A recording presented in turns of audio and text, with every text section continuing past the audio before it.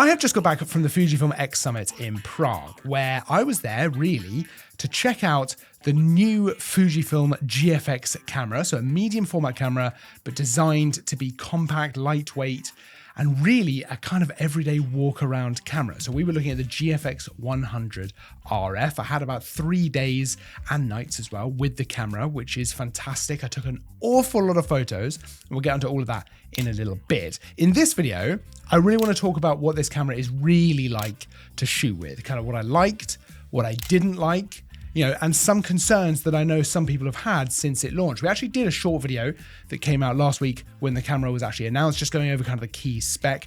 But the kind of main takeaway with this camera is it's designed primarily to be kind of a mix of two different cameras, right? The GFX100S2, so that beautiful, kind of like a crazy level of image quality, 102 megapixels, actually got the same sensor and processor combo, so you're getting that same unreal level of optical quality from the GFX100S2. But then you combine that with a camera with the kind of portability and the size and the weight and that kind of stuff of the X100 which is a wonderful camera to just walk around with, right? Take all kinds of different shots, different genres, combine those together, and that is what this camera is supposed to be. Now, I've got to be honest, it kind of does feel like that, actually. It's obviously a little bit bigger than the X100 because it is still a medium format sensor inside, right? So it's going to need a little bit more space, let's put it that way.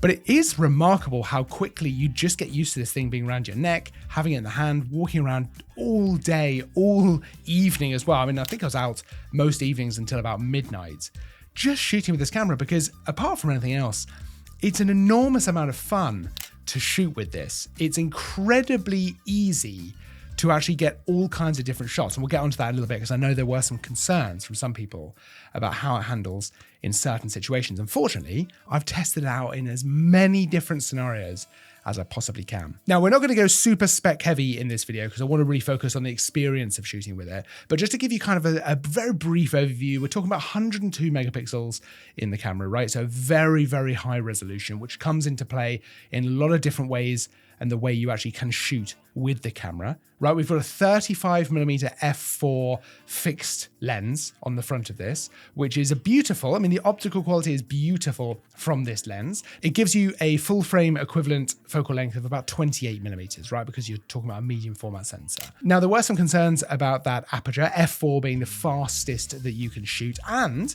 about the focal length, right? Is that a little bit too wide for a fixed lens camera?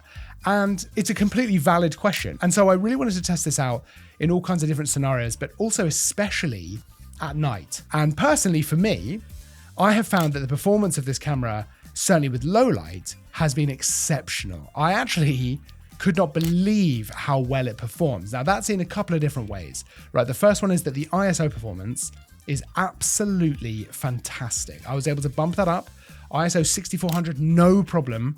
It looks beautiful and clean. So I was able to shoot at night with the f4 aperture with no problems at all. We'll come on to IBIS in a second, because obviously there's no IBIS in this camera, and that's another valid concern. But just sticking on that aperture for a second, the one thing I did notice is that at least in some situations, I wasn't getting the ability, shall we say, to get a nice shallow depth of field in the way that I would perhaps have liked, right? That's the only thing that I could really criticize that aperture decision for. I would have loved a situation maybe to shoot at f2.8 in some situations to get a little bit of a more shallow depth of field feel to my images. It is a fairly wide focal length, and shooting at f4 means a lot of the image is going to be in focus. Now, that being said, there are still situations where you're getting those out of focus elements, and actually, depending on how close you are to your subject, you can get pretty close. Actually, you can blur the background a little bit. If you're shooting portraits, for example, you can get some separation between subject and background, but you're not going to be getting that kind of unbelievable portrait-esque, super dreamy, blurred out background. It's just not going to happen, realistically. And so as long as I think that we are all on the same page about that, and actually, I would say that I only really wanted that in very specific situations. Otherwise, for most things I was shooting with a camera like this, and certainly this is how I'd feel with the X100, a shallow depth of field is not is not the most important thing to me in this scenario. But coming back to that focal length, is it a little bit too wide? Well, I'm not always a massive fan of a wide focal length, and with the full frame equivalent of 28mm, I think it's actually a very valid concern that it might feel like it's constantly just a bit too wide. But because you are shooting with 102 megapixels to play with, there is so much room to affect this image in different ways. And not only can you do this later, so crop actually when you get back and you start editing your photos, but you can do this in camera, which I think is such a smart decision. And it is so easy to do it that once I kind of got to grips with how it works, I was doing this constantly. There's a little lever on the front of the camera, which you can just flick to the right or to the left to essentially zoom in, right? It's basically cropping the image, but it means that you can go up to 45mm, 63 and 80mm, which does make a pretty significant difference. And I found myself doing this all of the time, just constantly adjusting that. And going through the images now, when I'm actually back and able to look at it on a big screen, the quality is superb. I mean, it's really, really fantastic. It holds up incredibly well. So you do have this ability to zoom actually in that sense, which I think is so useful within this camera. Now, it's not the same as actually using a zoom lens, right? There's things that you are missing out on, including things like compression and stuff like that. But it's certainly a very useful thing to have. And I love having it in camera. That's actually one of the things I loved about this camera, is how everything is kind of geared to the experience of shooting. It's a very analog feel to the camera. Everything is kind of controlled via different dials, right? Shutter speed, ISO, aperture. There's an actual aperture ring on the lens. And then you've got obviously the zoom lever on the front. And another thing that I absolutely loved is the aspect ratio dial as well on the top of the camera. Now, again, this is something that I didn't think that I would be using this much. I often will crop things differently when it comes to the edit, but with this camera, I found myself adjusting this constantly, a little bit like with the zoom lever.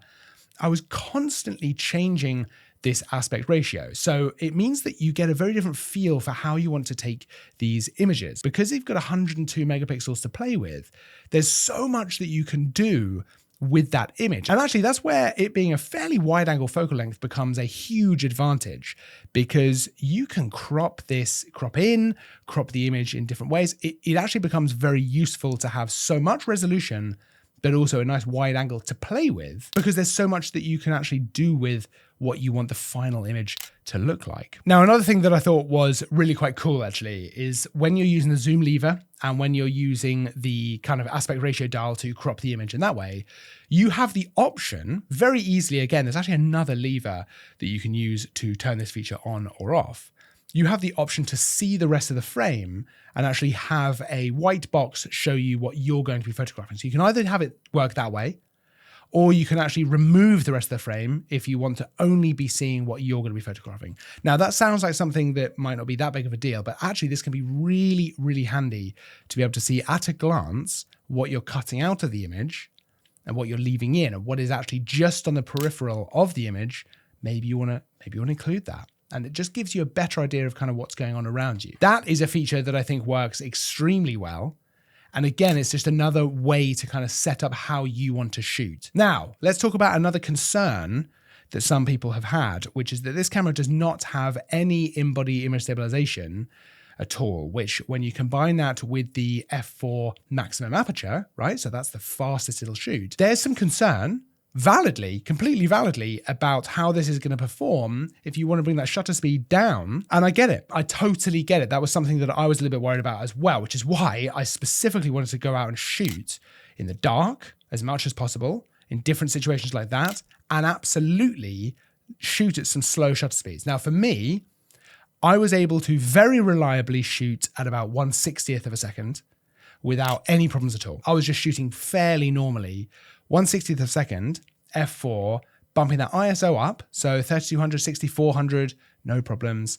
And I was getting nice sharp images even at night. Now, I did bring that shutter speed pretty successfully, I would say, down to 1/30th of a second handheld, and still getting nice sharp images. Below that, I would say that it did become less usable. You know, as you keep going down, obviously it gets a little bit silly, right? So 1/30th was about where I felt comfortable if I needed to shoot at that kind of speed. I don't think that's that bad at all. Even shooting handheld video, which I didn't do as much of because this camera feels very much like a photography first camera. We'll talk about video a little bit in a bit, but this feels very much like a photography camera. But even shooting handheld video, it's very surprising how steady the whole thing is. And certainly with a slower shutter speed, it's quite surprising how well it actually worked. So while I think that is absolutely a valid concern, and it was a concern that I had as well, my experience was that it was great. Shooting at night, shooting at slower shutter speeds, actually gathering that light, higher ISO performance, that's all been really, really good, to be honest. Like way better than I thought it was going to be. And I would feel completely comfortable shooting not only in low light, but like I say, actually full in the night with this camera. Another slight concern that I've seen people raise online is the autofocus. How is that going to work? How is that going to perform with this camera? And that's absolutely a valid concern as well, because medium format cameras have not always been known as the fastest cameras. And certainly with regards to autofocus, they've not always been something that you want to fully rely on, right? And absolutely, Fujifilm have been looking to change that. So the GFX100S2, actually I shot wildlife photos with that and it was really good. It was incredibly usable. So with this camera, you know, if you're doing street photography, if you're doing kind of city photography, which absolutely feels set up perfectly for, you might want to have pretty decent autofocus in order to be able to capture people as they're moving around and things are going quick, right? You want autofocus that you can rely on. So with this camera, I did want to test that out for street photography, for moving around, actually picking out subjects in a crowd, but also just to see how it performed. I wanted to focus on birds in flight as well. Not loads of it, you know, we're talking about the equivalent of a 28mm lens. It's not ideal for that kind of thing, but is it going to be able to track it? Is it going to be able to do it?